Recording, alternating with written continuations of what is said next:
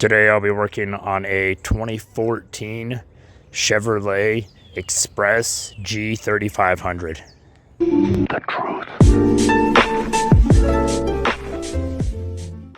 This does have the 6.6 liter Duramax diesel in it.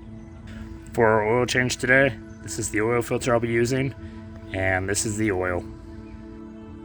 First thing you're going to want to do is locate your hood release right down here. Go ahead and pop that. Make sure your engine's cooled off enough before you start to work on it. You don't want to be messing with extremely hot oil or anything. Next, you're going to come right behind the driver's side tire and locate your drain plug right there. You will need a 13mm socket.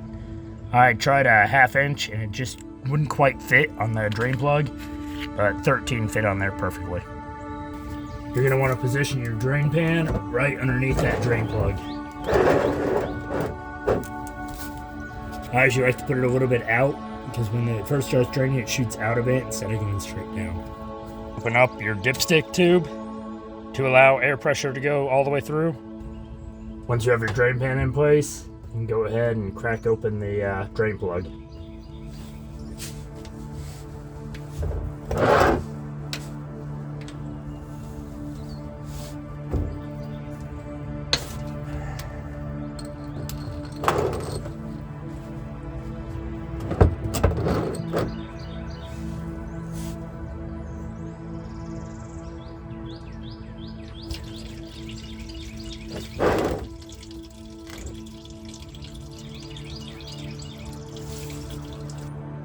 It's also good to do a quick inspection of your drain plug as well.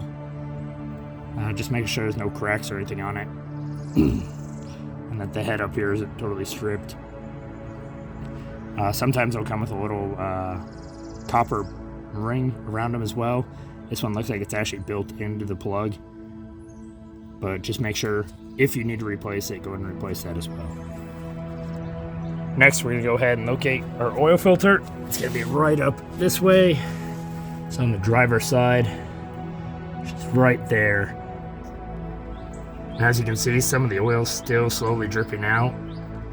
So I'm keeping my pan underneath, but I've also got it positioned right underneath my oil filter.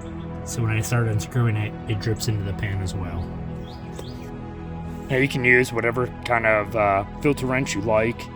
I'm going to go ahead and use this one.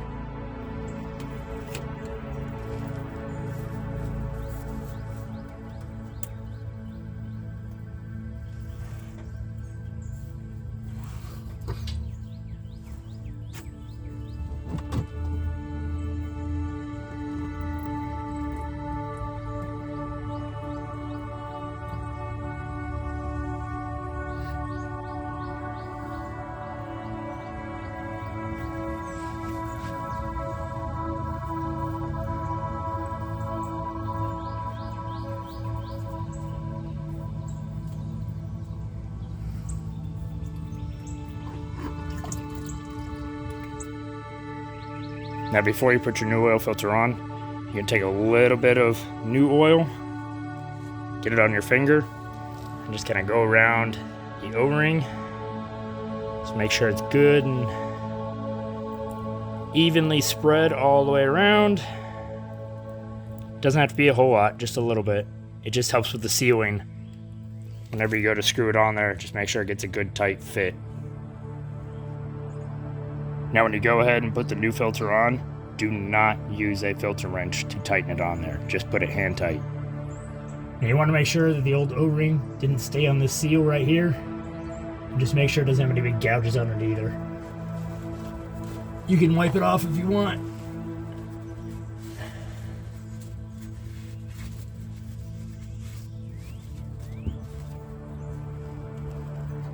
And then you can go ahead and put your new filter right on there.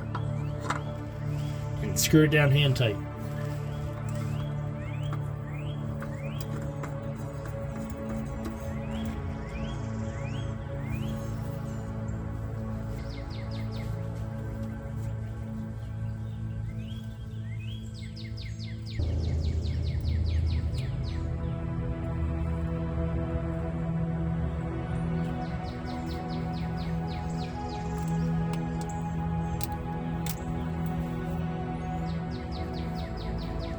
Now, due to the fact this is my work van, I'm gonna go ahead and put the mileage. I'm also gonna add the date underneath of it, just so if anybody else uses this van after me, they know when the oil's been changed, or at least the filter. You could also do it to your personal vehicle if you choose to do so. Next, I'm gonna go ahead and reinsert my drain plug back into the bottom of the pan.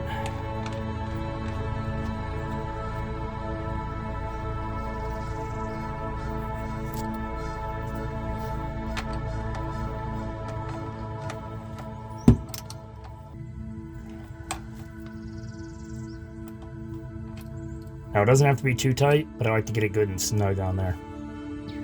Don't forget to very carefully slide your drain pan out. I say do it carefully, because if it's very full, it could slosh around and get whatever working surface you're on is very saturated in oil. Next, we're going to start filling up with new oil. Let's go ahead and take the filler cap off. If you've got really good aim, you can get it right down in there, but I like to use a funnel just to be on the safe side.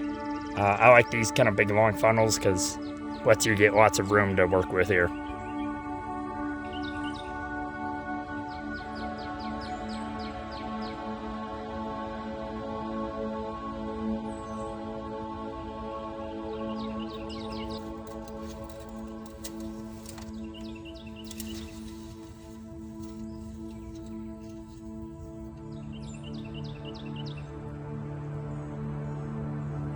I don't know how well you can see this. As you can see, I got oil all the way up. I like to have it just a little bit over before I even start it, and then I will run it and then check it again afterwards, because it will drop a little bit, especially with the turbo engine like this.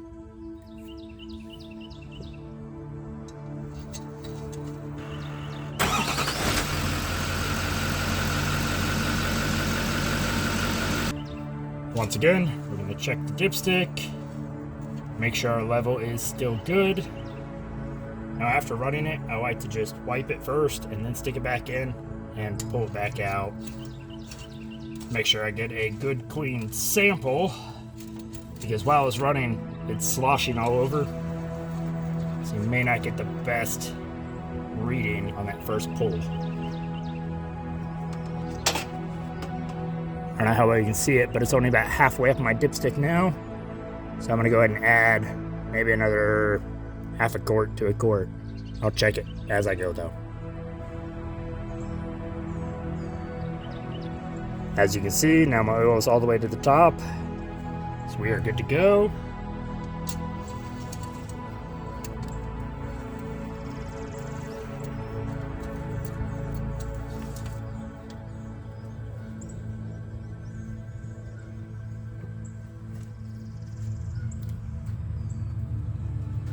Don't forget to reinstall your oil fill cap.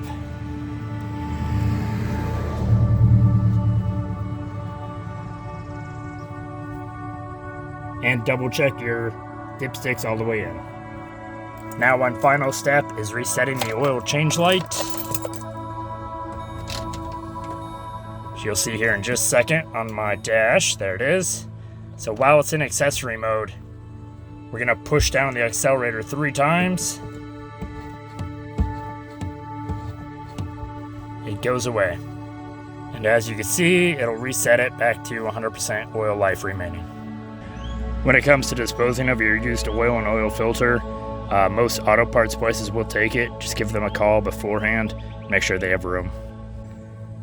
Well, I hope this video helps. If you have any questions or comments, leave them down in the comment section below, and I'll try and answer any questions as soon as I can.